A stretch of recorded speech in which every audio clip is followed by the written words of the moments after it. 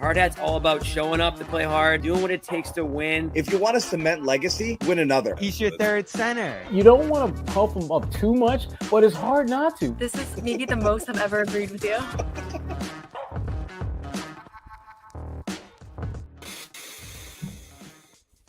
Yeah, second half, and the Celtics surge continues here. Rolling over the 76ers to begin their second half, Sherrod, but this is a stretch run. This is where they're going to peak. This is where they're going to push into the playoffs, try to secure their seeding. They got the Knicks on Sunday, so that'll help. And this win will help as well, just cruising through Philadelphia, even with Embiid active, even with Paul George in the game. This is a team they beat less than a month ago down there without those guys, and then they do it with those guys tonight. I'm starting to think Philadelphia is going to be an afterthought late this year, but we can get to them later in the show.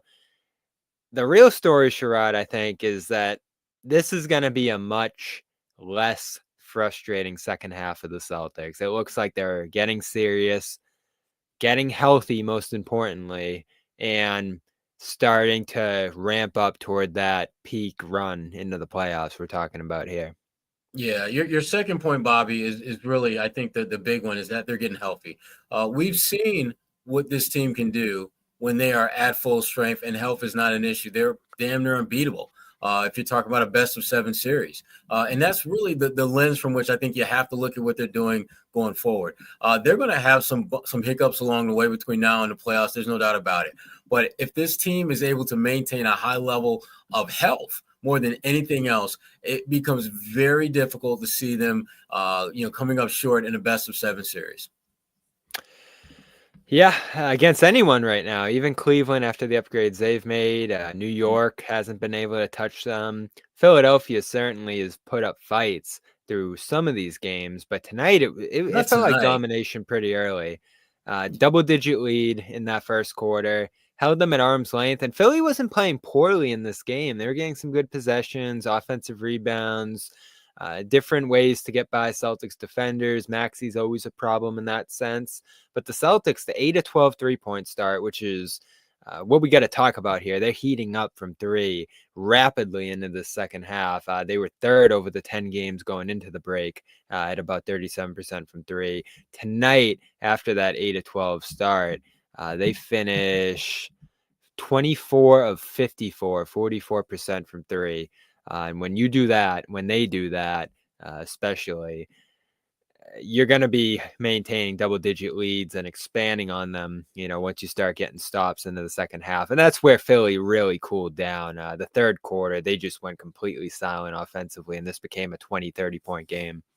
Yeah, and it became a 20, 30-point game pretty quick. And somewhat surprising, not because Philadelphia has all this talent, but the fact that they had their big 3, the fact that they were at home, the fact that even if they didn't win this game, which very few people thought they could, you expected them to put up a little bit more resistance. And it just seemed that the Celtics really from the outset just established their control of the game, doing the things that, frankly, reminded us of the Celtics team we saw last year, a team that could just absolutely have a 5, 6, 7, 8-minute stretch where they become the best team on the planet, and a relatively close game, not far from a blowout, all of a sudden becomes just absolute domination on the Celtics part. And we saw that. Philadelphia had no answers for the Celtics when they were just absolutely cooking from outside. And I know at some point we're going to talk about PDP, Peyton Pritchard, who, again, another really starting off the second half of the season, really establishing and making a case for 6th man of the year. These are the kind of games that are going to only amplify those calls and, frankly, better position him for that individual honor. But make no mistake about it, the Celtics, this was an across-the-board, team-wide domination of Philadelphia. And to your point, Bobby, and we can talk about it later, Philadelphia is looking very much like a lottery team in every sense of the word. And the sad part for them is, depending on where they finish, they may not even get that pick. Which is something that myself and Keith Pompey of the Philadelphia Inquirer talked about on our last episode of the Big 3 NBA podcast. He talked about just the scenarios where Philadelphia could basically play like crap the rest of the season and have a fairly high first-round pick, and they'd be conveyed to Oklahoma City. I think that's what they have to do. And again, I don't want to lead this off with them because who cares at this point? They're just so back of mind at this point. It's crazy. They are who they are. You look at them, 15 games under 500. Guys in and out of the lineup, that's not conducive for success. Even when guys come back together into the lineup, they're losing games with those guys too. I saw on the broadcast that their record with the big three together isn't even that great either. It's better, obviously, than when those guys have been out. But it's not like they've been some budding contender when those guys have played together. And it's George especially, who's dealing with a finger injury. He's talked about, I think, a groin thing as well. And he looks like a shell of himself at this point. Embiid, it doesn't scare you too much. He's good. He's effective. But then he's out of the game again, 2 games later, can't play the back-to-backs. Will he survive into the postseason push here? And then he dropped the bombshell into the break, Sherrod, that he needs surgery to recover from this injury that's kept him off the floor all year. So at some point here, I do think they have to decide, and maybe the standings are going to do it for them the way they're playing. I think this was their 6th straight loss. Get Embiid that surgery, get George right for next year, let the young guys play, the Yabus of the world, let them develop, and call it a year. Go get that pick, top 6 protected, as you said, and don't delude yourself. Don't carry this delusion that you're going to make the playoffs here. They're not going to. Yeah. That's where I am with them on that point. They're not going to make the playoffs. Yeah, and the Celtics, this is a little bit of a tricky game to gauge because the Celtics played great, but then you have to look at it from the perspective of who they played. New York on the weekend will be a much more telling indicator of where they are right now coming out of the break, and whether, frankly, New York is one of maybe just 2, maybe 3 teams in the East that if you're the Celtics could stand in the way of you getting back to the finals. And you've been able to control those teams whenever you played them. So this game on Sunday, and again, we can talk about it later, but it's definitely a bigger game, I think, for the Knicks than the Celtics at this point. But this was just, there's so many different things that you can really lock in on this game. I mean, Tatum's triple-double, Peyton Pritchard off the bench, Drew Holiday, didn't have a great game, but certainly it was just good to see him back out there. Jaylen Brown, a quiet 20 points. Lots of guys stepped up and made the most of their opportunities in this game. And it was a reminder for a lot of people just how deep this Celtics team is. I mean, they don't have to have all of their top tier players playing at their best of their level to beat this, beat a team like Philadelphia, who had their best players on the floor. Yeah, absolutely. And I want to get into some of these performances individually. Tatum triple-double, 4th of his career, 2nd of the season. It feels low for him to have those few triple-doubles given some of the big games he's had. Pritchard out of this world, as you mentioned earlier, Sherrod. We'll definitely talk about him in full. Cornette, great again here too. You'd have to put him on the list. Another good game for Luke Cornette. He had the broadcast going crazy at certain points of this one. And Jaylen Brown, I thought, strong in this one, too. A fully healthy effort for the Celtics. For the most part, Xavier Tillman missed this game, but everyone else available. And hopefully they'll be able to keep that going into the stretch. Brown missed a couple games before the break. Holiday came back tonight after missing 4 straight going into the break. So we'll hit on all those guys and more. Noah's in Philly getting post-game quotes right now, so we'll have her on in a little bit. Some video from her too, I'm sure, down at the Wells Fargo Center. And we are brought to you by Prize Picks. All-Star weekends in the past, Sherrod. I got some stories from out there. We can talk about that a little bit, although I don't want to get into all the, how do you fix the game and this and that. Win up to 1,000 times your cash. You know the deal over on Prize Picks. All you do is pick more or less on at least 2 players for a shot to win up to 1,000 times your cash. Run your game all season long on Prize Picks with over 10 million members and billions in awarded winnings.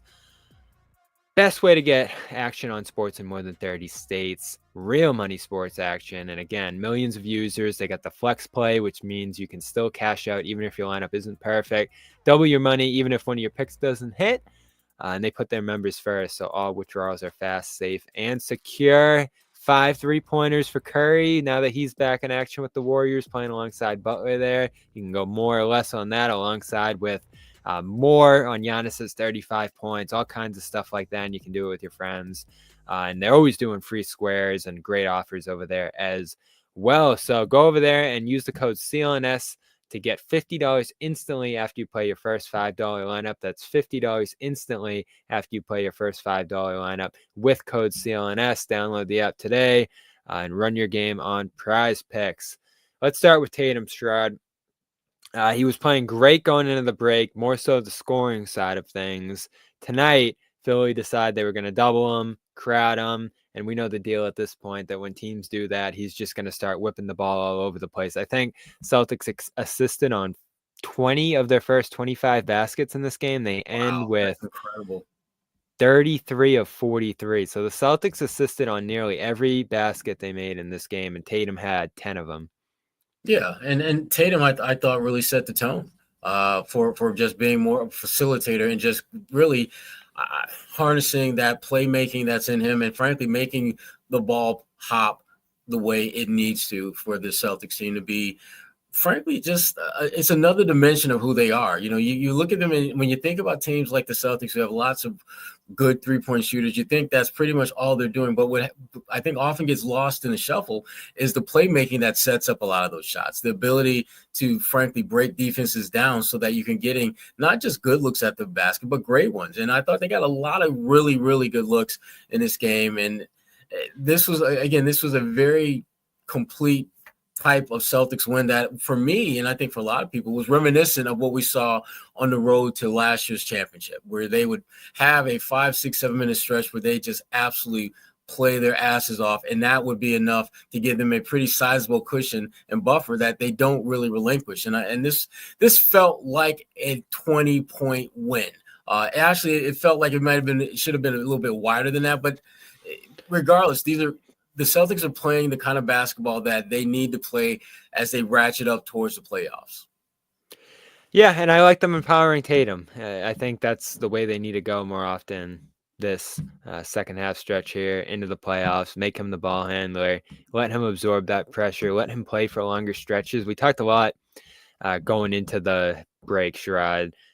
They played him some massive, massive stretches in that Heat game specifically. I think he played 21 straight minutes in the second half. In that Knicks game, he played 15 straight with the game in doubt and slammed the door on them in the third quarter. And especially to start the third quarters, I feel like that's where he's been at his best. I feel like that's where he's generated some real momentum. And the best part about, I think, extending them through those stretches, and Joe just loves to play these guys into the fourth quarter. I mean, even tonight, it's like a 25-point game, and they're still out there, some of them in the fourth. If they can slam the door before the third quarter ends more often in the second half, I think you're going to get some more rest. I think you're going to be able to put games away that might be in doubt otherwise.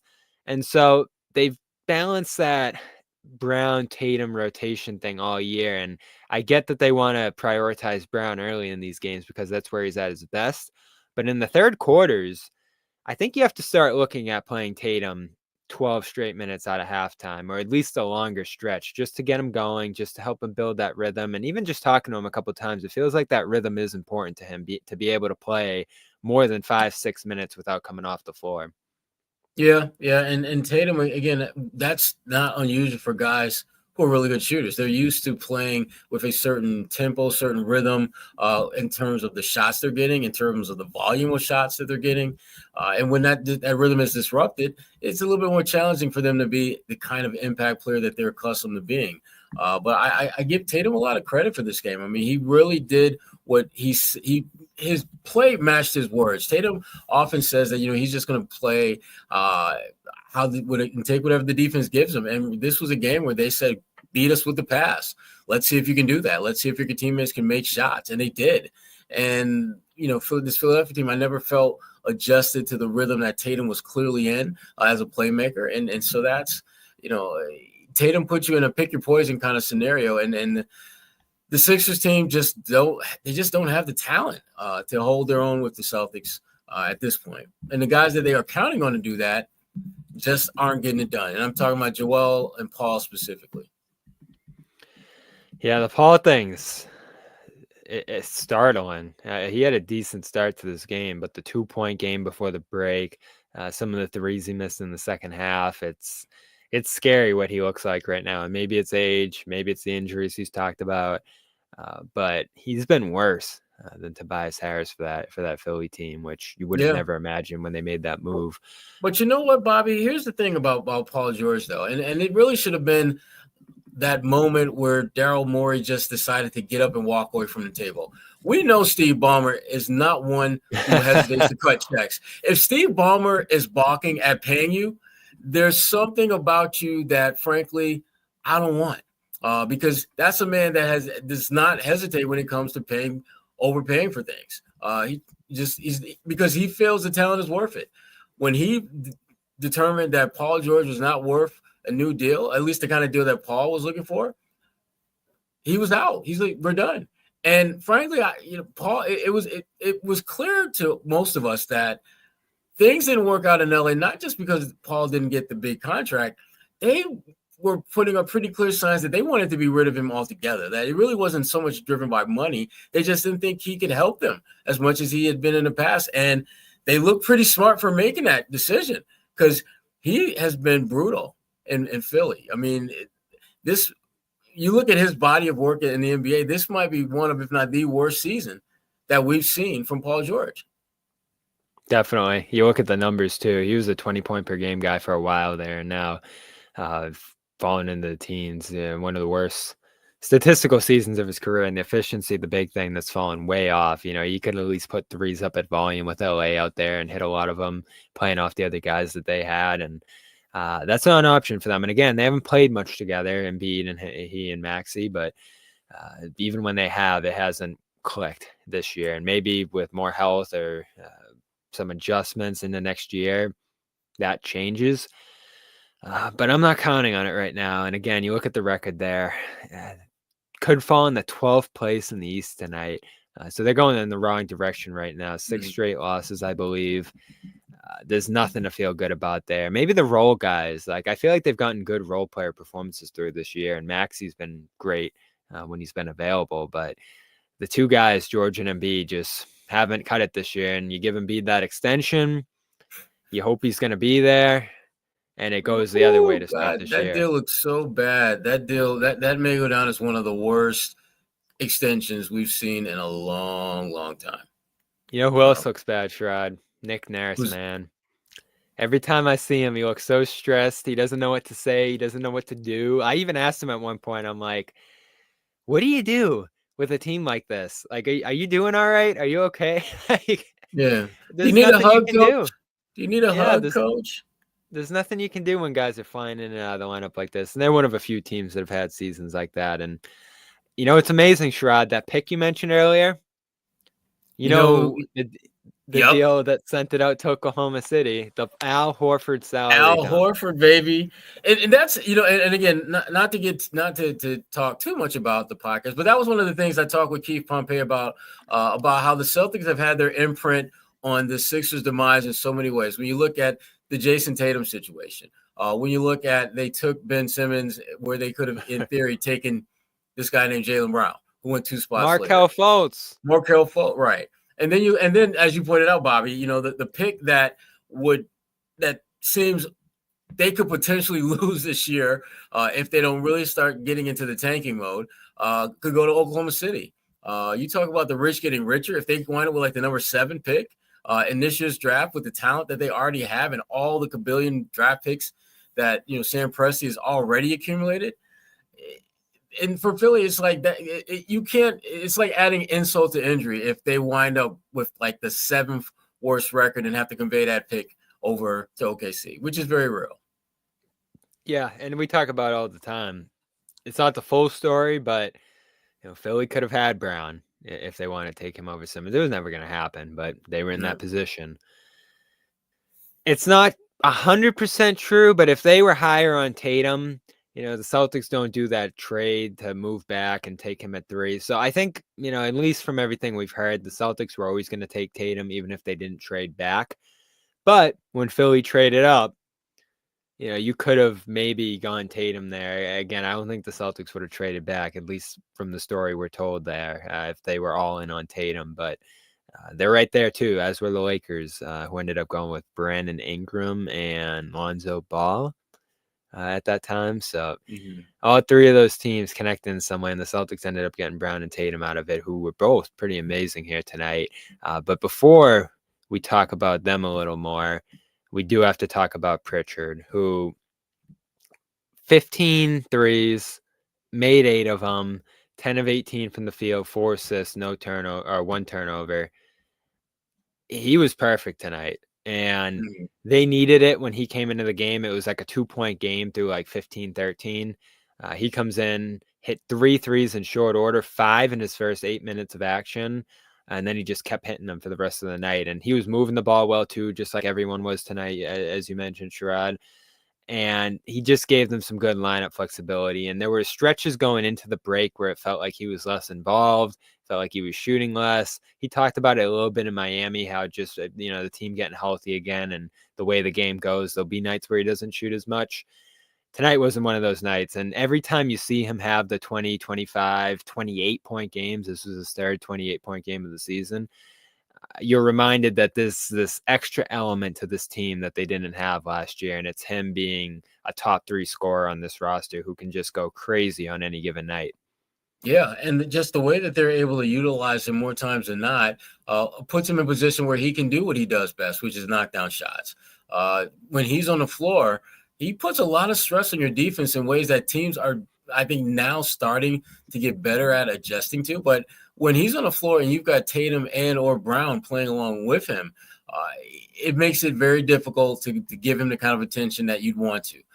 And the Celtics know this, and that's one of the reasons why they have been able to play the way they have, take as many threes as they want, and have Peyton Pritchard be one of the more impactful players. They have a very good system that they're running now. Peyton is a really important part in that system, and to his credit, he's making the most of these opportunities. People forget that, the Celtics got rid of the 6th man of the year. The Celtics got rid of defensive player of the year in order to, in part, create more space for Peyton Pritchard. And yes, there were some other pieces that obviously the Celtics got that were big deals, but by taking those 2 players out of the mix, Peyton Pritchard now had an opportunity to play more, and I give him a lot of credit.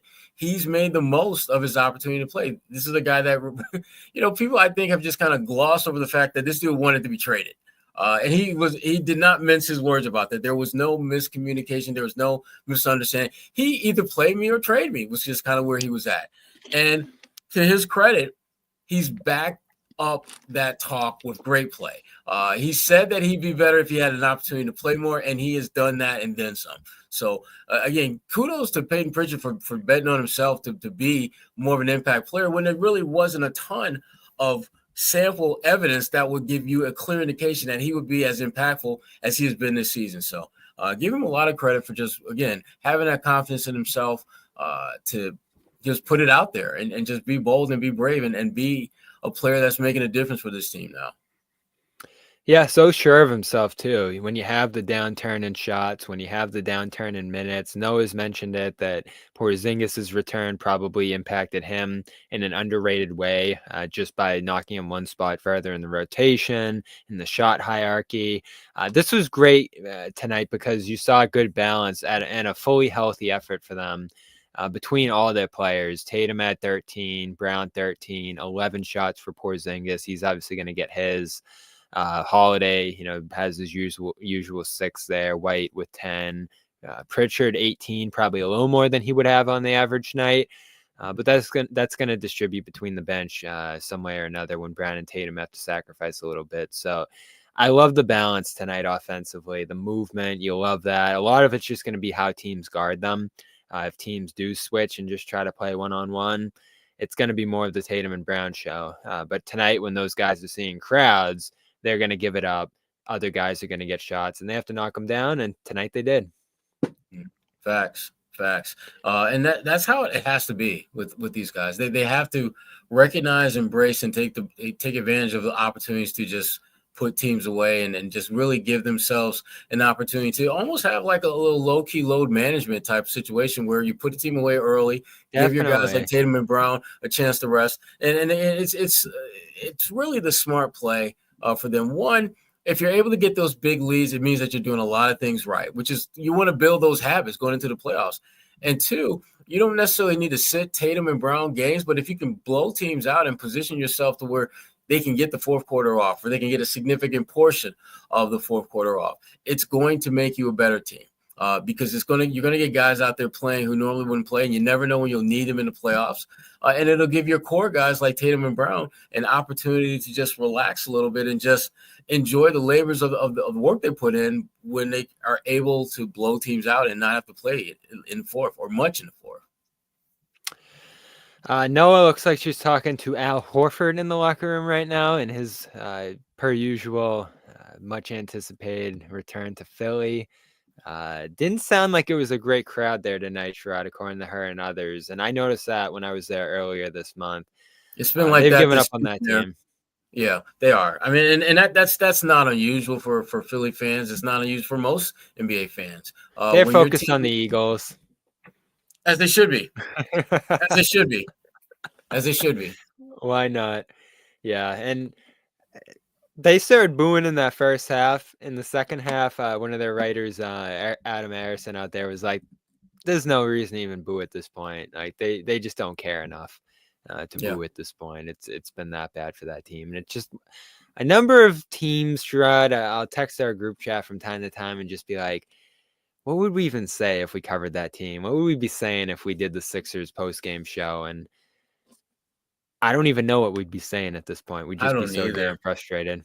I mean, we went through it in 2021. You know, the Celtics had their time of frustration, but this is another level where you just don't even know showing up to the game who's going to play, who's going to be available. And that just has to be demoralizing for a team, Sherrod. Yeah, it is. It's because, and the thing about it, you not only do you not have an end in sight, you don't have hope in sight. At least if you knew that you were this bad and that and guys were shut down, then it's clear you're shutting it down for the season. You're looking ahead to the draft. You want to get as high a pick as possible. They're in this weird space where they're sort of kind of playing as if they want to make the postseason, but then they're sort of kind of not playing that way. And so at some point they need to just get on the same page and decide whether they're going to just gather in the troops and just look towards the next season in the draft this year, or are they going to figure out a way to be more competitive? Because I just don't see the upside at this point for them doing anything other than just mailing it in for the rest of the season, looking ahead to the draft, and start rebuilding. Yeah, I said we wouldn't talk too much about Philly, but it's hard not to. But Bobby, they are that car on the side of the road with flames coming from the hood. No matter how much you tell yourself, I'm just going to drive by because that has nothing to do with me. You know damn well you're going to slow down. You know damn well you're going to watch, and you're probably going to be talking about it. Philly is that off the side of the road dumpster fire that we have no choice but to talk about because they're impossible to ignore how crappy they are. So if they ended up playing the Celtics round one, which is feasible if they could turn around here, it's going to take a lot of work. They're running out of time. They're running out of games. It wouldn't concern you at all as a first round opponent? Nope. Something would have to change from what I've seen thus far from them. For Joel Embiid, actually has to show he can play 35 minutes and not be out for the next game. Paul George has to actually look like Paul George from 2018 or 2019, not a 20-year veteran. I mean, he looks horrible out there. And Maxey is doing everything he can. Maxey, to me, I have no issues with Maxey in his play. He didn't have a great game tonight, but he was pretty good. And that's where he's at. I mean, he's a pretty good player who can be great on many nights, but he's going to need help, and he's not getting it. He's just not getting it. 2 seconds left in New York. I just flipped over to that game. They are tied with the Bulls right now. And looking at the standings as they head to Boston on Sunday, they could fall 3.5 games back of the Celtics if they lose here. And it is Bulls ball right now. So we'll keep you updated on what happens with the Bulls there. It could go to overtime. No OG Anunoby tonight. He's nearing a return from his injury. He didn't play in that last Celtics-Knicks game. And Mitchell Robinson could make his season debut soon. So we'll talk about that Celtics-Knicks game coming up on Sunday in a little bit. It's going to be an interesting one. Celtics have rolled through the Knicks twice in fairly uncompetitive games, even though that looked like maybe the biggest threat in the East. And we can talk about who the biggest threat in the East is going to be. once we get beyond this game a little bit here, Sherrod. But one interesting element to the Sixers that we haven't hit on here tonight because he didn't play. Right. I wanted your thoughts on Lonnie Walker heading to Philadelphia. I love it for Lonnie because he's going to get an opportunity there. And to me, Lonnie Walker is an example of the Sixers, I think, starting to put the pieces in place to build towards next season. Nothing Lonnie does, I think in part why it's a 2-year deal. And there's I think it's a team option for the second year. And for them, this is a chance to, frankly, have Lonnie Walker audition for 20, 25 games. And make a decision on whether you like what you see to bring him back for another year where he'll be in a contract year. So I like the idea of having Lonnie Walker, but again, if you're making up your mind, if you're Philly, that you're just going to basically mail it in for the rest of the season, I'm not sure Lonnie Walker is going to go along with that. I think he's going to put up numbers if he gets a chance to get out there and play, because he will certainly have an opportunity to knock shots down, especially, with Paul George struggling and them not having a clear I think scoring threat at that wing position. Maxey's, to me, I don't look at Maxey as a wing. I look at him as a guard. So I like that. I like it for Philly. I like it for Lonnie, but I like it more for them next year because I just don't think Lonnie's going to be able to do anything to make any kind of significant contribution to reversing the direction that this team is heading in right now. Yeah, unless they shut some guys down like we've talked about and go to the bench, go to some of their younger guys, and he ends up playing more minutes to prove himself going into next year. And it will be a crowded backcourt going into next year. This could be a deal more oriented toward him trying to make it onto that roster and show that he can be in line with some of those guys, because you have Jared McCain next year. You have a bunch of different guards, Maxey and others there who are probably going to play in front of him on the average night. But his big thing was just getting back to the league after garnering little to no interest from teams across the league. And the Celtics, as much as they gave him a shot, as much as they looked at him and saw some positive stuff from him in the preseason, never seemed super interested in keeping him around for money reasons. But this is now, I'd say, like a $700,000, $800,000 deal to bring him over. All things considered, given it's a prorated deal for 28 games or whatever's left in the season. So it wouldn't have been that expensive for the Celtics to bring him over or back if they wanted to.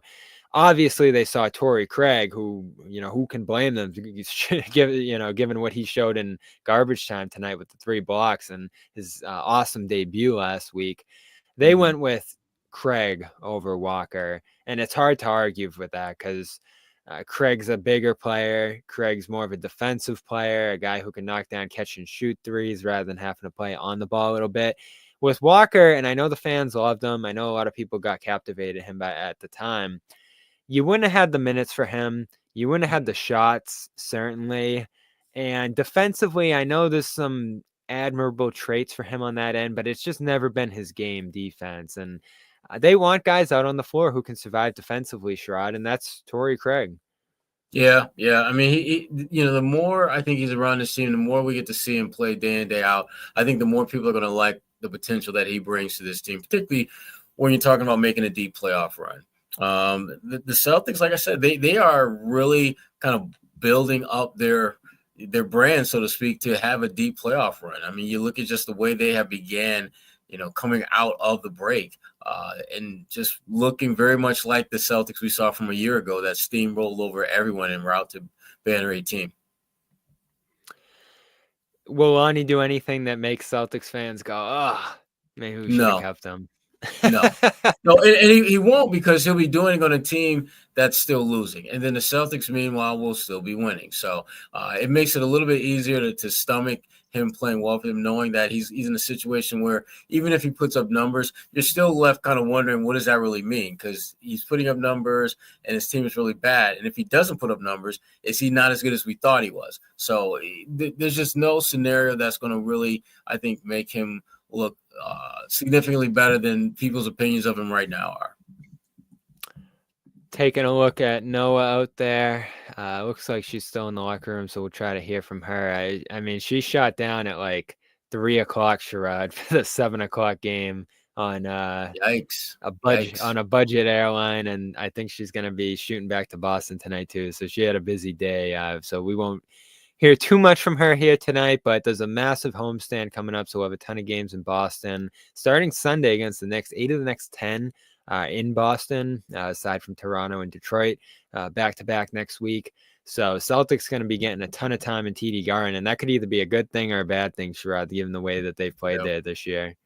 Yeah, and that's the one of just the many puzzling aspects of the Celtics team is they the things that make sense for them to be really good at and benefit from don't necessarily work that way. And the places and spaces where there should be challenged and it should have a tough go at things, they beat the crap out of squads in those places. So hard to make what's going to happen, once things shift a little bit. But at some point, the Celtics really do have to start putting their imprint on playing well at home, because you don't want to have to win on the road. We know they can do it. They've shown they can do it. They're one of the best road teams at doing it, but you're just making it harder for yourself if you don't take care of business at home. And that's the last thing they need to do as they try to repeat. Yeah, and like we've talked about, can they make the second half less frustrating, fewer letdowns, fewer bad losses at home against teams that you should be beating there, taking care of business overall at home? I want to see all that stuff here. I want to see a serious effort on display, a serious focus on display night in and night out down the stretch here. And I think the schedule is as such. I think the amount of home games that they're going to have coming up here give them an opportunity to do that. They have 10 losses at home. That's more than the Cavs, more than the Pacers, more than the Bucks, and the same amount as the Knicks and Magic when you look at the East. It's also more than the Thunder, Grizzlies, Nuggets, Rockets. Lakers only have 7 losses at home. Clippers have 10 losses at home as well. So they're like 9th or 10th when it comes to home record in the league right now, which is a far cry from where they were last year when they only lost like 4 at home all year. Mm-hmm. Yeah, and it's a problem. I mean, it's a definite problem, and there's no rhyme or reason as to why it is. I mean, and no one can make any sense of it. Here's my best guess, Sherrod. I think the crowd, and I don't usually like to talk about the crowd, but the crowd's just been a little less engaged. I think that there's a heightened expectation for this team, just like we have on the air here, where it's going to take a lot to wow the crowd after a championship. So unless they're up by 10 or 20 or just running away with a game, everyone's going to be going, what the hell in the crowd? Or there just won't be a super engaged and passionate fan base as well, because of the massive ticket prices after a finals run as well. So it's just a different kind of fan, in the stands night in and night out right now. So I don't think the atmosphere at home has been super conducive to them dominating there, really owning that home court. And obviously it's on them. They're playing the game. It's not about the fans. But I don't know if you've noticed that this year. It's definitely stood out to me. And in fact, on the road where they've been amazing, they're actually getting some fans from different places, people who probably can't see games regularly. I'm sure Philadelphia was inundated with Celtics fans again here tonight. So you're actually getting home-esque crowds on the road more often than not, unless you're in like Oklahoma City or New York or something like that, where it's going to be predominantly home fans. So they play a lot more home games than just the TD Garden games, which is, I think, an explanation for their record in some part. Yeah, that's a good point. That's a good point. The bottom line is that the Celtics just have to really continue to build on the consistency that we're seeing now as they inch closer and closer and closer to the playoffs. And a lot of that, again, is just created muscle memory moments where they're just doing the same things over and over again and embrace the mundane. They have to continue to grind. They have to continue to just find ways to win, but win with a certain amount of consistency in the process of how they do it. The team that we're seeing now is a very enjoyable one to watch. Because I had a lot of fun tonight.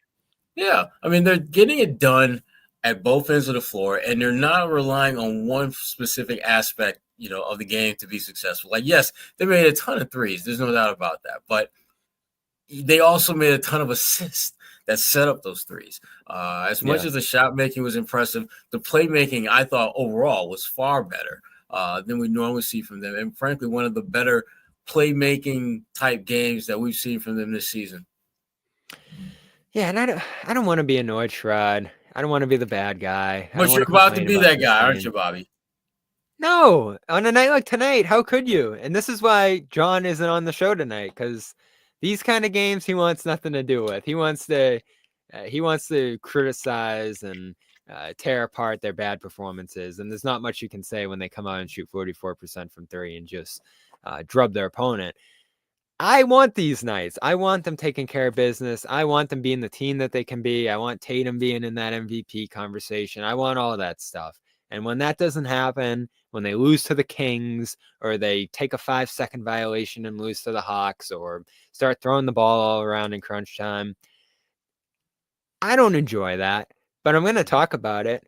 I'm going to criticize them for it. And they had a bad month in January. And as we get to the end of February here, I like what they look like. I think we're seeing a serious team that's playing and stringing together games that look a lot more like last year's team.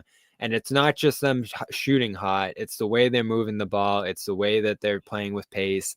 Even the defense, which still doesn't wow me or blow me away this year. That last Philly game that closed it with the 26-point comeback or whatever it was, it did. But they're playing commensurate defense in a game like this and doing what they need to do. The double big is helping too. And I think that's worth mentioning, that when they have all their bigs back now and Cornette's able to play with Porzingis a little bit and Porzingis Horford, all that, they've been really good at protecting the rim, which Jack Simone pointed out in one of his videos on Twitter this week. So good stuff from the lineup flexibility standpoint here too. But the big thing, Sherrod, like you said, is that they're just stringing game after game after game together here. When you look back at their recent stretch here, took care of business going into the break. That Spurs game was a professional win. That Heat game was a professional win.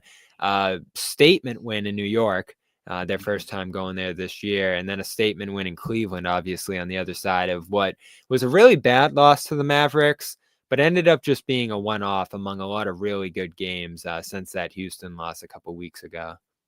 Yeah, they definitely figured it out of how to just rekindle that magic mojo they had a year ago. So it's been good to see. It's been, because you feel now when you watch them play that they're playing closer to their full potential, which is so important, particularly when you're trying to do something that is extremely difficult, like winning a second straight NBA title. We'll hear from Noah shortly here, and I'm looking forward to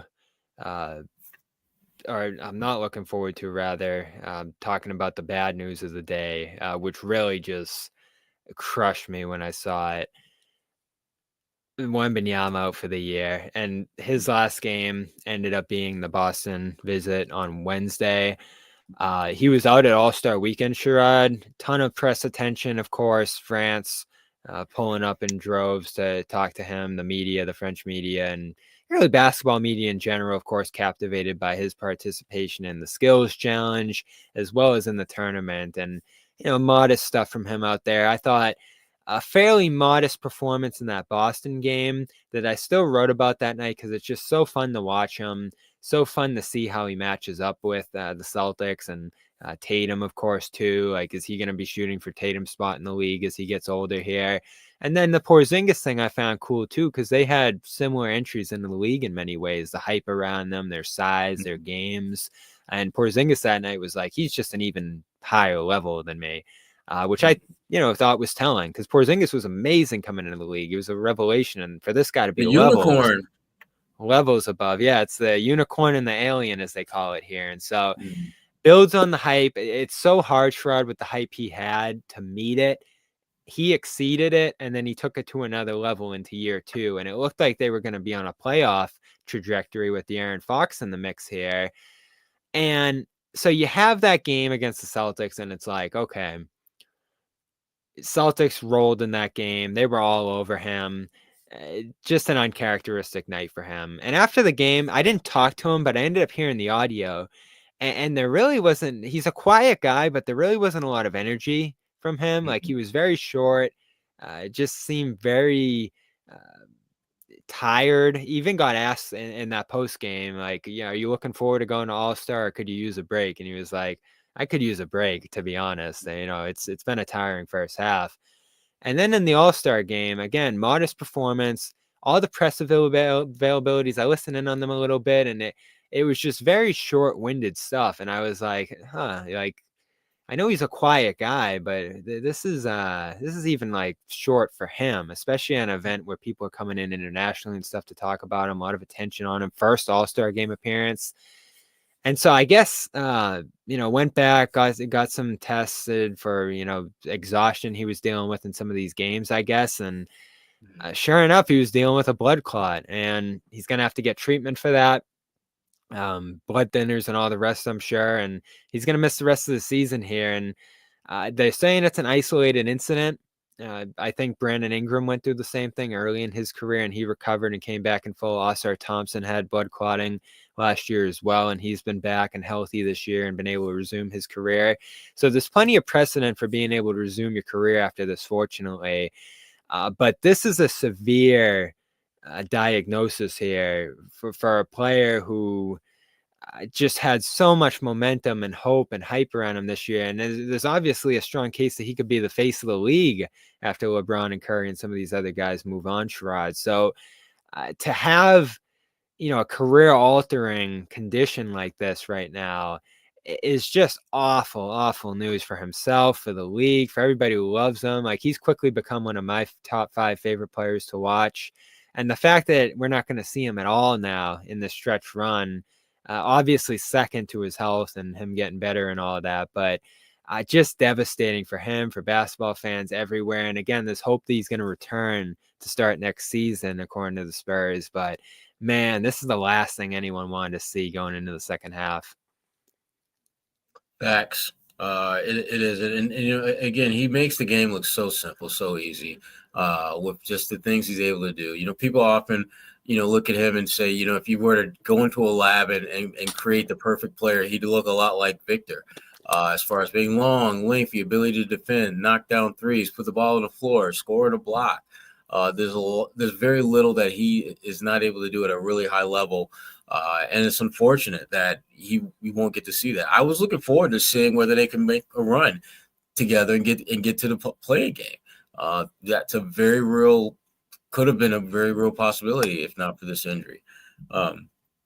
He's just good, man. And I know it's like Doug. Oh yeah, he's really, really, really good. To the point where he's one of those guys where a bad night for him statistically is an above average night for most players. You can see nights where he'll have 17 points, 10, 11 rebounds, 4 blocks, and that's pretty good for him. Those around him, it's the bottom line is this: he is going to be a great player, and this is a minor setback in what I still think is going to be one of the greatest careers that has ever been in NBA. There's never been anyone quite like him. I know there's some of the Porzingis comparisons, but he's a better player than Chris Apps. And taller. Right. I mean, when you listen to the way, it's not even so much anything he says or anything he does. It's what people say when he plays, what they say about his game. I mean, Chris Apps is a great example of that. I mean, Chris Apps is not used to looking up to anyone. Literally. That's not something that when you're 7'2" like him, you do. But he'll be the first to tell you that scoring on Wemby is hard, even for a guy that's 7'2" like he is. He had to pull out all these moves and fakes just to get his shot off, and you don't usually see Porzingis do that. He's usually pretty direct. No, I mean he had to empty the shed in order to deal with this damn tall 7'4" oak tree that was in front of him. I mean, I just remember when that was that one basket that he made on the paint where he spun on his pivot foot like 2 or 3 times, fadeaway shot went down. You would have thought that was the game-winning shot in Game 5 of the NBA Finals. He was super excited about that because that's what Wemby has done now. It's like a major accomplishment in your life. It's almost like a bucket list checked off if you can score on Wemby on the block. Just doesn't happen often.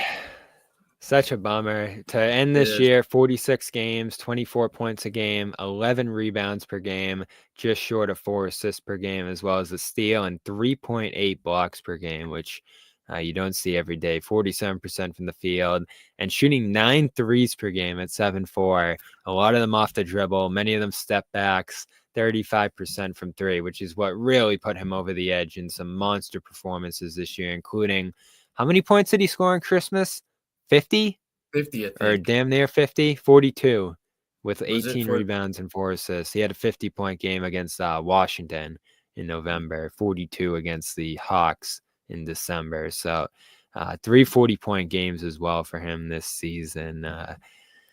Yeah, I had him creeping into that top 10 territory this year. That was one of my predictions going into this year. I had him at 7 by the end of the season, just looking ahead on what that list would look like by the end of the year. And unfortunately, again, just going to have to take a step back and deal with what's, a scary condition here in his shoulder, I believe is where the clot is. So no Wembanyama for the rest of the year, expected to be back at the start of next year. And of course, we're all hoping for the best for him. Again, we'll hear from Noah here after Jason Tatum talks out in Philly. Ton of good games coming up to start the second half, and a great win for the Celtics here to begin the second half schedule here. Is there anything else that stood out from this game, Sherrod? Porzingis strong, I thought overall. Good stuff from Derek White per usual. I guess we can talk about Drew coming back from the 4-game absence because you started to worry about him a little bit again. And he's one of the real questions going into the second half. Only had to play 19, 20 minutes tonight, which was good. Not a massive load offensively, not unusual, the low shot number here, but not a ton from him, and an overall solid return. I thought he did some good things, fouled and beat at one point trying to guard him in the post, but they need him to be closer to the guy that we saw last year. And the repeated absences with shoulder soreness, as well as some knee soreness too, I think he's missed time with this year. And then he talked to Sports Illustrated a week or two ago, and Bobby Kravitsky over there, and mentioned a couple of times like a mental, aspect to this year, like making sure that the team's right mentally, making sure that, they get through this year mentally. So he dropped that line a couple of times in there in terms of the dynamic of trying to get through this regular season of the playoffs again. So obviously a lot going on with him, a lot of minutes over the summer and into the postseason. He's joked a bunch of times when we've asked about his health, like, yeah, I'm older. It's going to take me a little longer to get back to full health here. So are we looking at a guy who's been hurt a ton this year and there's real concerns about his health?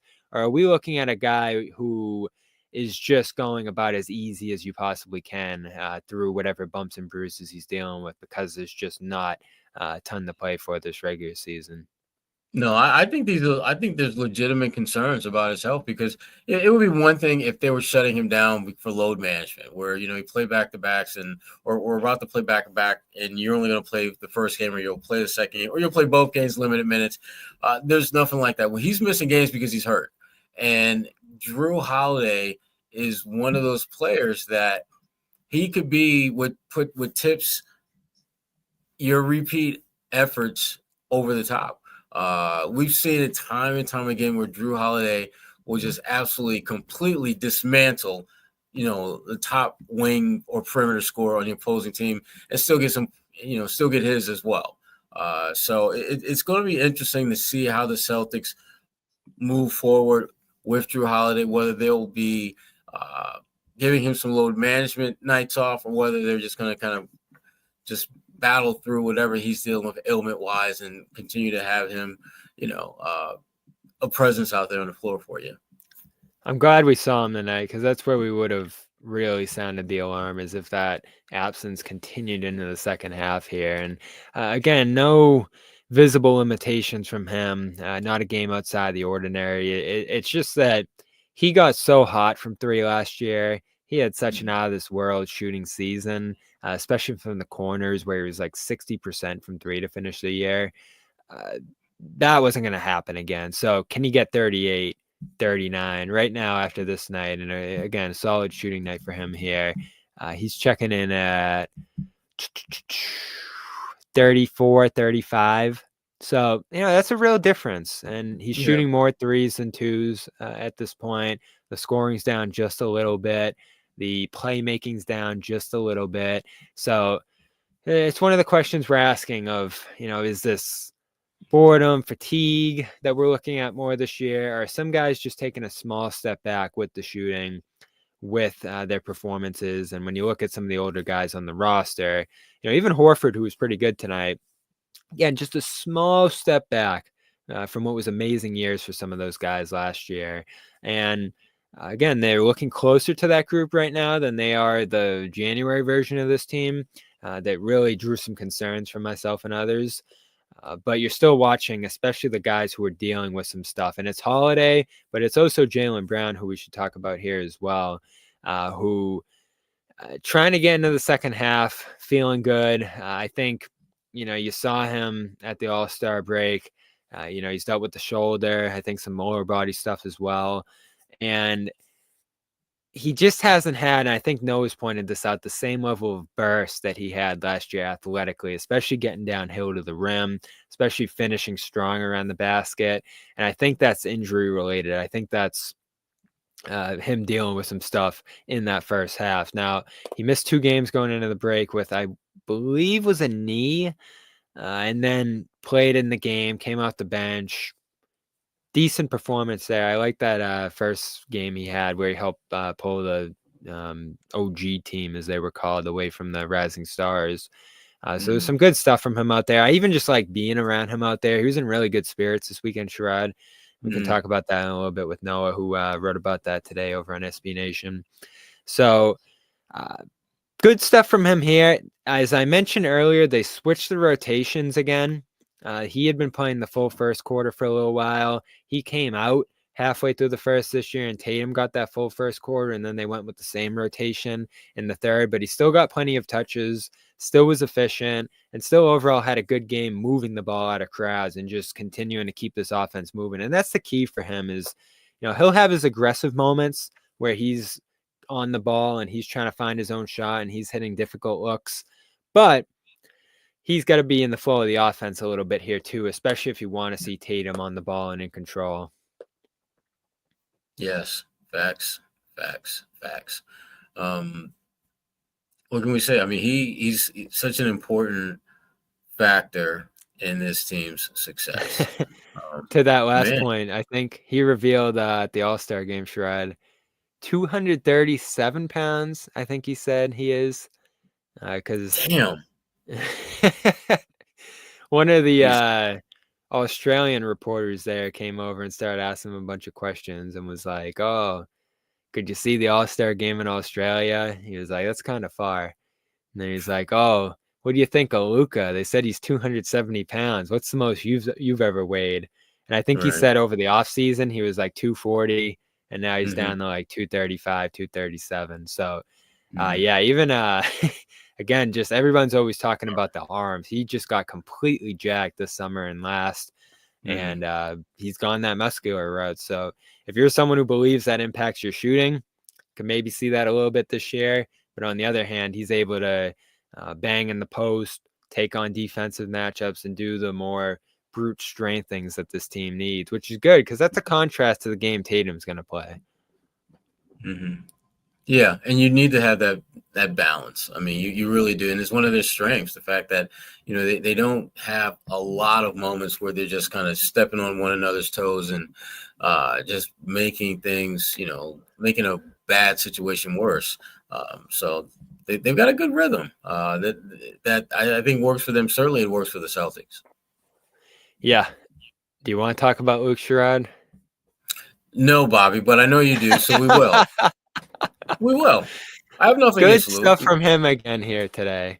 And what is it? It's the offensive rebounding, it's the passing and the ball movement, and it's the running. And you know who would love him, Sherrod, maybe even more than me, is of course Tommy Heinsohn, who loved nothing more than a big man who would run the floor. And early in this game, he just flew right ahead of Tatum, caught a nice pass up the seam, and just dunked ahead of everybody on the move. And then later caught another dunk in traffic there. And just strong, aggressive, all over the boards in this one. I think he had 4 offensive rebounds, and there were probably 2 more he could have had that just fell out of his hands. So he's continuing to stack together these impactful performances, Sherrod. And now you look at him, as a guy who has to play even into the playoffs. And I'm not going to go in the starting direction again, Sherrod. I'm not going to go there. Thank you. I think if you're going to predict, will Kornet be in the playoff rotation or will he not? It will depend on the night and the matchup, but I think you're leaning that he's going to play some amount of minutes in these games because they want to play big. They want to have that advantage. They want to be able to offensive rebound. And he's just been so great on the offensive boards this year. Yeah, I mean, and he's getting better. I think that's the one thing about his game from where it was when he arrived here, from where it was at the start of training camp to where it is now. There's been a clear, undeniable growth happening with that. And so it's just really important that, again, that they continue to find ways to build on the success they've had, get more guys involved in terms of contributions to, more hands on deck, so to speak. And just keep building towards the playoffs, because ultimately, because as important as this win is, and so is the game on Sunday, it really is about stacking victories, getting to the playoffs, and making some noise. Definitely. I'm not going to go too far with this one, but it was a lot of fun. Reggie Miller was going crazy. Kevin Harlan giving the Celtics some credit for developing Kornet. And again, you're just looking at him stringing games together right now. Going back to before the break, he had 2-4 against the Spurs, 14-12 in that next game.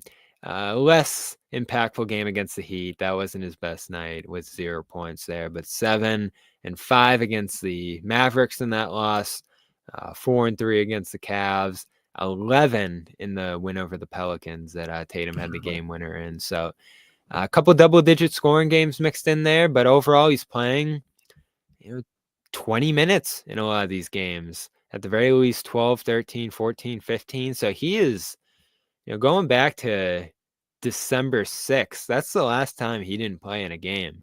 And it's been 10, 11, 12, 20. He even has like 3 30-minute games mixed in there over the last 2-3 months. So he's in that rotation, Sherrod, and we'll see what it looks like come playoff time. But I have to predict that he's going to at least get a shot to start the postseason in this rotation, like he did last year before he faded away and then eventually got hurt. Yeah, I mean, this team is just so ready to get past this damn regular season and get to the playoffs. That's what they were saying on the broadcast too, Sherrod. They were like, this team just has so many options, so many guys, so many people doing things. And you look up and down their lineup, and it's so true. Your sixth man scoring 28 points. Your third center is dropping dunks in transition on 3 or 4 shooting. And then on top of it all, you go down the list of performers here in this game, and there's a lot of them. The 5 starters, the 3-4 guys off the bench. And then you get in the garbage time, and Torrey Craig, who feels like he's that next guy up right now. If someone's out, he's going to be the guy who steps in. He didn't play real minutes in this game, but came in for the final 8. He comes in and blocks 3 shots, grabs a couple of rebounds, doesn't shoot, but just looks fresh, explosive, impactful, and a guy who can defend. And I don't know if I 100% believe him, but right before the break, Sherrod, when he had a couple threes in that game in his debut against the Spurs, Joe was adamant that, it might take him some time to catch up here. It might be an acclimation period for him in terms of learning the language and all the things we do. But that doesn't really matter because we're going to play him anyway. We're going to take advantage of all the years of experience he has. And he is pretty well traveled and pretty experienced in terms of the NBA experiences he has at this point. And you don't want to get too far ahead of yourself, Sherrod, because this is a buyout guy. And how many buyout guys have actually panned out over the years? It's not many. But for what this team needs, what are we talking about? A 10th man who can just step in and give you some solid minutes if you really need it in the right matchup, give you a little bit more lineup flexibility, and give you a guy who can knock down shots, which is most important and the kind of thing that Joe Mazzulla emphasizes above all else. I don't want to go too far with what his impact's going to be here in the second half, but what are you predicting on that sense? I think he's going to be in that 7 through 9 spot where, depending on the matchup, he might be your 7th guy. But more times than not, if the plan is to play him, he won't be any more than your 9th man. And that's fine, because if you look at the 9th guy for most teams, Torrey Craig is better than most of those guys. And so the Celtics, it would absolutely be in their best interest to make the most of that more times than not. And finally, joining us from Philadelphia, the blank screen of Noah Dalzell is all I can see. Oh, there she is. How about now? Looking good, Noah. It's the classic Wi-Fi versus hotspot conundrum, and right now I'm on the website. Good to see you guys. Good luck with How that you doing? conundrum. Doing well. We had a fun game. I arrived literally in time for tip-off because my flight was 6 hours delayed. Just in time Six? for a great Celtics 6 or 5. And got here at 7, watched the game, and then we had a great post game. And I'm trying to send them through, but Tatum talked a bit about just like how he wants to be the greatest Celtic and chasing Larry Bird, and just it was a very profound post game. Would not get the lullabies in the background. So I'm trying to send it to you guys. I don't know if it's going to send, but those are the not kind of find it things on the YouTube channel. we talked about at All-Star, because Tatum was out there, Sherrod, and Noah and I both agreed we want to talk to Jalen. There's just so much more to talk about. It's just going to be better quotes. There's just more intrigue around him that What is this? has been great. Well, I was also working on a Jalen story, which you should check out on SBNation.com. But yeah, I mean, Jalen's more likely to say something off script. Yes, Right, so because most Jalen these- doesn't step to those situations with a script. He's almost always Right. off script the minute he gets on the mic in front of him. Yeah. So, and I love the dancing video he posted a couple times, but he when you get him going about Tatum, that is his legacy, stacking up with the greats, the guys he looked up to, that's where you actually do get some good stuff from Tatum. So what prompted it, Noah? So Joe was pretty adamant post game that it's not anything new. He was like, this is how he's been playing. This has been him night in and night out. It's just now he's going to get the headline for it. So I think that was kind of the message from the team, is that it wasn't that he did anything particularly different. I mean, he attributed it to finding Luke in the seams, Pritchard hitting his shot. So more just like process oriented things. But I think that those of us that watch the team night in and night out have just acknowledged the fact that he is just comfortable not necessarily needing to shoot too much. He's like just loving the double team. You can tell that when he's dribbling at the top of the key, he's waiting for that second defender so that he can kick it out and get an open 3 for one of his teammates. And Joe said post game, like, this is one of those things that, you know, he now values that assist just as much as he values his own 3-pointer. He enjoys it just as much, makes him just as happy. And therefore, like, he's doing that and he's just making the right read. And I thought tonight was one of my favorite games that he's played this season. Even though the box score, it's 15 points, 10 rebounds, 11 rebounds, 10 assists. It's not like jumping at you, but it just from watching the game, this is a perfect example of why the box score watching is limited. Because I do think that he just controlled this game entirely. And then guys hit open shots. I mean, they shot well. Yeah, the assist total in this game was pretty ridiculous for them. And that's not always there, Noah. We talked about this earlier. But when teams are going to show them crowds, when teams are going to double him, that's going to be the result. And the fact that they can flip on a dime to that, Sherrod, and now react to it so quickly and not turn the ball over and not have this period where they're like, oh, what are we looking at here? Not have this period where they're slowing down. And that's the biggest thing. I thought their biggest problem and their most underrated problem in January, Sherrod, is that they slowed down. I think they went down to 29th in pace at one point. And in this game, for them to have the shot total that they did and for them to be able to produce the quality shots that they did, you had to move. And whether it's those passes to Luke in transition or some of the transition threes that Tatum and others hit, they had some good pace to them today. And that put Embiid in a tough spot. And the 3-point shooting always does too. And they just put a ton of stress on that Philadelphia defense, Sherrod. Yeah, and that's what you're supposed to do. I mean, you have one of the best offenses in the NBA, and you should be in position where you are putting your opponent in frankly, uncomfortable positions. And the Sixers never looked comfortable out there defensively against the Celtics. And then you certainly give the Celtics individual players credit for that. But to me, the bigger thing is just that was part of the game plan. Find a way to get the most efficient, effective offensive opportunities and make these guys pay. And they did that over and over and over again in this game. It was a 20-point margin at the end of the day, but it really felt like it should have been like 30-35, the way they just kind of dominated this. And honestly, being there, it felt like they were up by 40 the entire game because there was absolutely zero energy from the Philadelphia crowd. And the Celtics, it just felt like Philadelphia never really had life. Like they went on a mini run in the fourth quarter to cut it from 29-19, but that was it. I mean, normally you play an NBA team that has multiple stars or, I don't know at this point exactly how they've been producing, but guys that are high caliber players, like you make that push, you have their back against the wall. Like they never really fought back. And there were a couple moments where like they left Pritchard wide open for three, like the third consecutive time, like literally wide open, like a pickup player would have probably hit that shot. And they were just continuing to make that lapse. And so there was an element of this game where I was kind of, as much as I was impressed with the Celtics, I was that unimpressed with Philadelphia. And I feel like during this last few months, I've had a lot of games where I've been really impressed by opposing teams, even if they've won or they've lost. But yeah, this was not one of those games. You know what we got to do? No, I think it's time. We talked about the Sixers a ton earlier in the show. I think it's time to do our apology, Cam. We were wrong about the Philadelphia 76ers. I do not think they're going to make the playoffs. I do not think they're going to be a factor down the stretch here.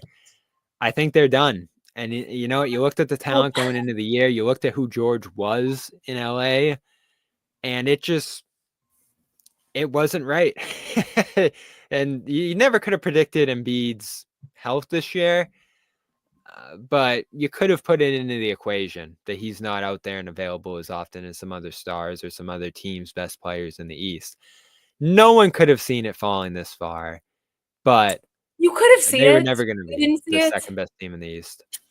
Yeah, I'm going to apologize because it was clearly a short-sighted take. And I think even like the Knicks would have been a better pick. The Cavs, I don't know. I looking back, like this lead. I like the Cavs. I didn't see this stuff. I like them too, but I didn't have them in the top two. But I will say what I will say is I learned through this process that I'm not great at making league predictions. I'm good at making Celtics predictions. So since then, people have asked me to predict things. I'm not predicting. I'm only predicting Celtics related things. I'm not doing the whole standings game, who they're going to face. I don't know. My guess is as good as your guys' is. I only predict Celtics related things. I saw last year ESPN had the Minnesota Lynx, who made it to the finals, WNBA, in like their third worst team of the season. And then they ended up making it to the finals. So I think it's just too hard predicting league-wide trends. I'm quitting. I'm not doing it anymore. So no blame. And I'm sorry. Wow. No predictions. Don't give up so quick, Noah. Don't give up so quick, Noah. Really was a big ego hit for me. I was on a roll starting this job, saying that the 76ers were going to be the second seed, and just seeing them tonight, it really hurt me. Yeah, I'm giving up. I gave up officially tonight, and I was already there a couple weeks ago starting to see who they are. And this is it. You're 55 games into this season. This is who you are. And they really haven't even been that good when they've been healthy either. And that was the case tonight. They just got completely run off the court. And maybe they'll be better next year, but it's not going to happen this year. They're about to fall behind the Nets, Noah. That really, when I saw that tonight, I was like, wow, it's over. So, yeah, that's the 76ers. Did you see Lonnie? Was he around? I didn't see him, but again, I was late, so I didn't get a chance to explore the premises. But yeah, I didn't see him. I think he officially signs with them tomorrow. Was he on their bench? I don't think so. I don't think so. I think he officially signs tomorrow. I saw some of the Philly guys saying that he had the nameplate up in his locker room, but yeah, I don't think he was there. Oh, cool. Okay, yeah, I didn't get a chance. Chance to make it into the Philly locker room. We narrowly missed the revenge game. Would this have been a different game if Lonnie played? No. Yeah, they lose by 17 instead of 20. There you go. I think there's legitimately a feeling that I share that Lonnie Walker is a former Celtic who was like on a team and played games and things. And he was just here for preseason. And I feel like there was just like, I was viewing it as like former Celtic great fans Lonnie fell Walker. in love with him. I know. And you I was fell in love too. with him a little bit too. You were fan. caught up in the hype train. Yeah, so you think he's going to do well there? that. I asked Sherrod, is he going to do anything that makes you say, oh, like, could that have happened in Boston? No, I don't think so. honestly, can we talked about Torrey Craig's minutes? Like, I feel like he seems to be a seamless fit so far. I asked Al, I was like, he's fitting in perfectly. And 3 blocks in 8 minutes, the bench was going crazy. So like, I was looking forward to talking garbage time with you. I think this is a win for you on the garbage time front, what we saw from Torrey Craig here today. I could see that translating to actual minutes in the near future here, as you said. yeah, I mean, again, it's garbage time. I know we're going to take it as an asterisk, but the fact is that Joe values guys that are staying ready and able to check in and immediately make an impact. And he was able to do that today, checked in for the last 8 minutes of the game, wasn't in the rotation as they're fully healthy. And I think that's going to be the norm most nights, that if they have everybody, he's probably not going to get run. But to come in and to not, to immediately look ready to go. I mean, we've seen guys struggle a little bit in those moments this season. And he came in and was moving at full game speed from the second that he checked in. He no sense of like he's scaling up here. And then again, I mean, I haven't watched that much Torrey Craig film, but I was impressed with his athletic abilities around the rim. Like, I didn't realize that he was like, some of those blocks he got up so high, his timing was perfect. I was like, that's Derek White-esque kind of blocks. And I'm not saying he's Derek White, but it was pretty cool to see. And it was the most energetic the bench had been all night. Was like nobody could sit. People were going crazy the entire time, and he just kept them coming. So it was a small highlight of tonight's game. And I do think that he showed in that stretch as much as he could. I mean, you're not going to show that much in an 8-minute fourth quarter stretch, when you're up by 30, but he definitely showed that the things that appeal to the Celtic front office about him, that defensive intangible, that veteran experience, the readiness, all that. In 2 games, we've seen him hit threes and defend. And those are the 2 things they need him to do. So really good stuff from him. I heard about him over on Celtics blog this week, and the theme is he's going to play. They're going to play him even though he doesn't have all the language right, and he's not caught up to the system and this and that. Like, they trust his experience. They trust things he's done in playoff situations he's been in. So he's the new O'Shea. Gary was giving me crap, Sherrod. He was like, "Oh, he stole your man's number. He stole your man's roster spot." And I was like, well, what can I do? I didn't. He didn't steal, and it was there for the taking. I'm wishing O'Shea the best. Pritchard, Noah, we talked about it. When the team's at full health, he's not going to get as many shots. He's not going to get as many opportunities. But they were at full health tonight, and he got a ton of shots and opportunities. So maybe it was just the way Philly guarded them. But it's good to see that he can play one step behind all the starters when they're healthy and still have a night like this. We've been waiting. When's that 20, 25, maybe even 28 point Pritchard going to be back? And here he was. Ready to roll. Yeah. I mean, yeah, his shot was on. He said post game, he feels like this is, there was no difference in his approach tonight where he was on versus San Antonio where he was off, but that he benefited from the break. And I think that Tatum was doing a great job finding him. Like, you got to give Tatum credit for the way he was seeing the floor, both him and Al. It was like he was seeing the play like multiple plays ahead. But I do think like Philadelphia guarded Pritchard like he was a guy who is just a 30% three-point shooter. I mean, they really didn't overreact to him, and that's the last thing I would want to do. Is I would hate to see, and we've seen this so many times this year when a guy, a team leaves Pritchard open, and next thing you know, he has 15 points like that because he can score in bunches.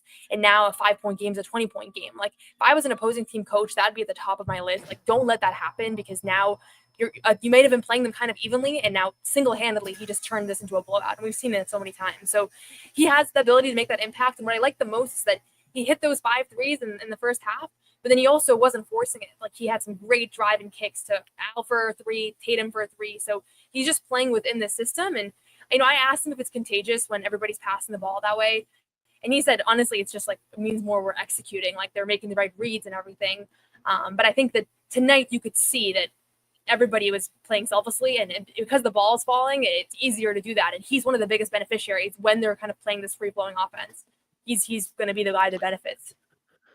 Yeah, and we've asked a million times, why would you double Tatum? Why would you crowd him? Why would you do this stuff when this is going to be the result? The answer is that there's just too much stuff to account for, especially when they're fully healthy like this. And they were saying it on the broadcast, Noah. They just have so many guys doing stuff for them. Like, you hold Tatum to 15 shots, you hold Brown to 13 shots, not remarkable scoring nights for either of those guys, or 13 each rather. You feel like you did your job at that point. Neither one of them went off from 3. Neither of them killed you overall. And then to just have Porzingis hitting 3 threes and White's 5 of 10 and Holiday's chipping in with a couple and Horford hits 3 off the bench. And then your sixth man is shooting 10 of 18 and 8 of 15 from 3. It's just too much stuff to account for. Because if they said we're going to take away everything else and we're just going to, put Yabusele on Tatum on switches, what's going to happen there too. So there's no good answer here, even though every time we look up and this happens, we're like, what the hell did they do that for? Because there's no great answer. Now, we can debate whether it's more effective to play Tatum one-on-one, make him take 1 million shots, make him take 1 million jump shots, and hope that he's inefficient. I think that's probably the way I would lean. But look at the games he had going into the break. I mean, he was on fire scoring the ball going into the break. So I'm sure Philly was like, let's get the ball out of his hands. And they did. Yeah, you're right. I mean, and that's how we know they're playing their championship level basketball. I think we're seeing them play. They really remind me of last year's Celtics right now. Like that feeling of there's a puzzle that has no solution. There's this feeling of, that what do you give up? We weren't feeling that way a month ago. And I think it's because the pieces are just working better. And the offensive execution today, that was one of my favorite offensive games they've played. Even when they got a little cold in the third, like never wavered from that process. But you're right. Like there's really nothing that an opposing team can live with when they're at their best. They can only really beat themselves. That's how I feel. What else stood out to you tonight? Was there any other takeaways you had that we didn't talk about, or just anything else from the locker room or being there? Yeah, just a couple of like locker room notes. It was funny they were all watching the Four Nations, the hockey game. Al was doing his interview like right in front of the TV. Everybody was looking over him. They were all really into it. Derek's a big hockey fan. I didn't know that about him, but growing up, he was a big hockey fan. So, Celtics fans were very engaged, or the Celtics players were very engaged, and they were talking about just the fact that it was at TD Garden. I think was particularly cool to them. Good vibes post game. One of the most cheerful post game locker rooms, probably because they haven't seen each other in a while, so they have like things to talk about. But yeah, and the win. Yeah, so Noah's heading back to Boston tonight. Good game. Again, I'm in agreement, Noah. I think we're going to see less nonsense, less frustrating moments from this team in the second half here, because it's not the second half. This is the stretch run that they're on. They're going to be at home a ton, though. I asked Sherrod this, Noah. Are we going to see the end of the home weirdness here, like all these losses at home and they're generally lackluster play that we've seen at home from them in the first half? Because they're going to be there a ton, 8 of the next 10 at home. Yeah, I think that part of the home struggles was the fact that their home cadence was road trip, come back for one game, road trip, come back for one game. They're home for a consistent stretch now. Like home is going to be the norm for the next 5 weeks. Well, after this game, they are actually going to be home and then away again this week. I know this one, but in moving forward in general, I think that they need a little home stand. And I would be surprised if they went 2-5 on a homestand. Like I don't think we've seen anything to point to that. It's that level of overlooking those games coming back from the road, I think is the biggest thing. So I think they're clicking, they're playing well. Like I do buy into the road thing. I think they've been better on the road. It's not just a stats or a fluke. Like I think it's very legitimate. But I'd be surprised if they don't bounce back here with this opportunity to get some wins together. And I don't know if the 1 seed is within reach. It's ultimately going to come down to the Cavs. Like they're going to have to lose some games to create an opening here. But that's less important. What's important is that they're playing their best basketball coming into the spring. And I will say Al Horford and Peyton Pritchard both were not asked the question and brought up wanting to win going back to back. Al literally brought it up on his own accord, I think. Where they both Cornette again. Nobody brought up Cornette. Cornette was not mentioned post game today. Nobody said his name on this night. Why'd they bring him up on the night he had 0 points in Miami, but tonight no one? That's what made it more profound. That's what made it more profound. He was awesome again. The broadcast was going crazy about Cornette now, Reggie Miller especially. So another good night for Luke. How'd Holiday look to you before we end the show here? Because we mentioned that earlier too. He looked good. I have to say, the Philadelphia seats, you're sitting baseline, so you have a much better view and you can hear everything. His defense is honestly I think it's even underrated sometimes. Just the way that there were so many moments where somebody was in the wrong spot and I just watched Holiday get there. And I can't see that when I'm watching it on TV as well, or even my normal seats at TD Garden. But tonight I could really see it. He was moving well.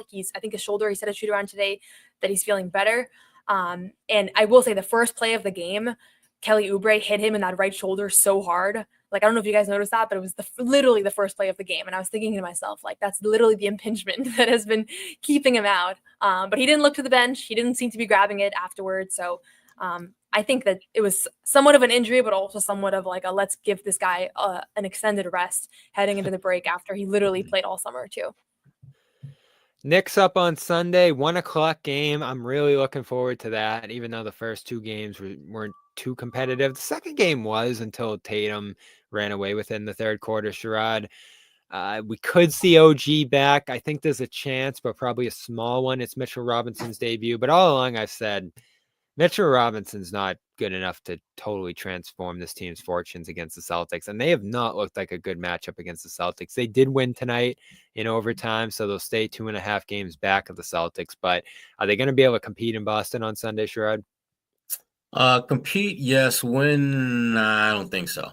For them, it's to the point now where you gotta believe that pride's going to kick in and allow them to compete, unlike they've been able to up to this point. It's not like they've got a team of bad players; they have very talented players. They just haven't been able to galvanize themselves to be more than just a speed bump on the road back to the finals for the Celtics. So this is a big game for New York. They need to win this, not just from a standing standpoint, but just from a psychological one. The Celtics are living rent-free in their heads because whenever they play, the Celtics aren't even playing great basketball. They're playing good basketball, and yet they're still beating the snot out of these teams. That shouldn't happen.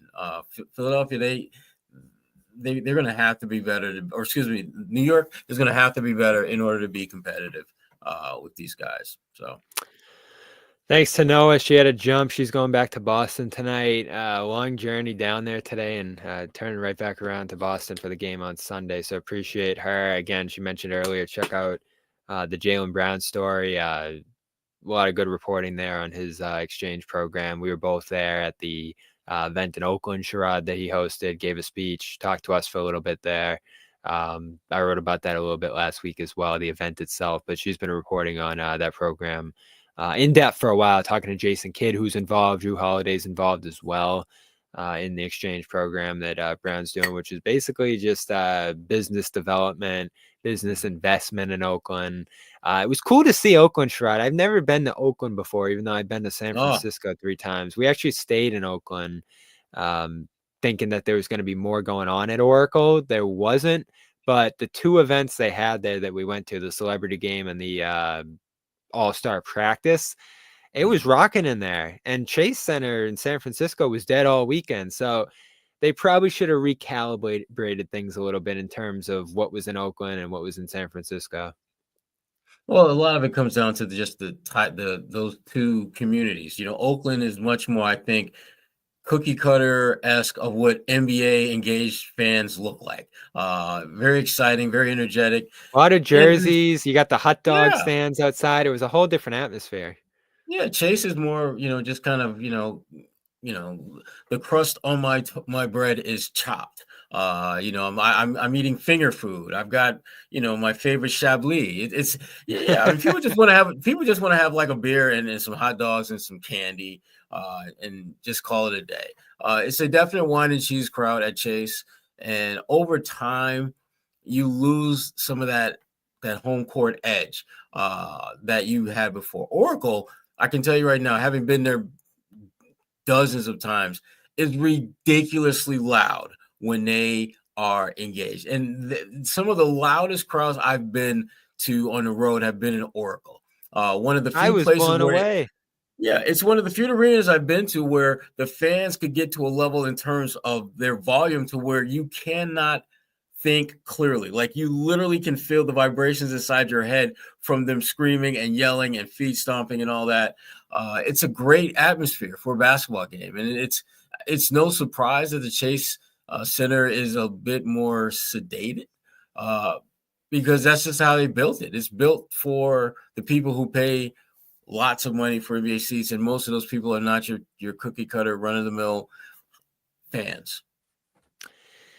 Yeah, did you have any thoughts about the weekend? I hate the conversation, but it obviously stunk. It obviously was lower rated in terms of the events. The dunk contest was good. And I think the city overall in the area, to loop in Oakland there, became a good host. I think the vibes Yeah. in the city, the events in the city, the weather certainly too was fantastic compared to Indy last year, which was a disaster weather was. It was good stuff, but they just can't get the game right. And I don't know if they're going to be able to. I mean, they're running out of options to try and fix this thing. And they to me, there's the nuclear button, which is Team World versus Team USA. I think that's coming up next after this hockey thing we're watching here. Yeah, and I think that's going to move the needle, because if you're talking about the world team, I mean, basically you're talking about 5 of probably the top 7, top 8, top 9 players in the game. Jokic. You're talking about SGA. You're talking about Giannis Antetokounmpo, Luka. Embiid if he's healthy. That's your 5 right there. So. Could be interesting. I think that is an interesting format, but part of me is like, you're not going to get any momentum. You're not going to create any tradition if you just keep changing this thing every year. And what they did this year, even though I thought had some hope, did not work. No one wanted to see those rising stars. Taking a third of the All-Star games out of the action after one game was rough. And in the end, a 3-hour broadcast only showed 30 minutes of action. So I don't really care too much. Like, it is what it is. Maybe they should just make it normal again, play the East versus West and call it a day, because really it doesn't matter a ton in the grand scheme how good this thing is. But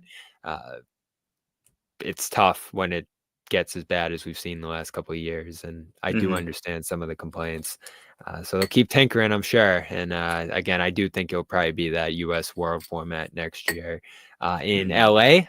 at the Intuit Dome. Yes. So maybe there'll be some fun with that location as well. Sherrod, Big 3 podcast. Make sure you subscribe. They just talked to Keith Pompey about the Sixers and where that season's gone. So if you want a little more Sixers demise talk, you can go check that out. Again, check out Noah's article as well as her podcast, You Got Boston. We'll be back on Sunday, 1:00 game against the Knicks from TD Garden. So I'll be down there as well as Noah.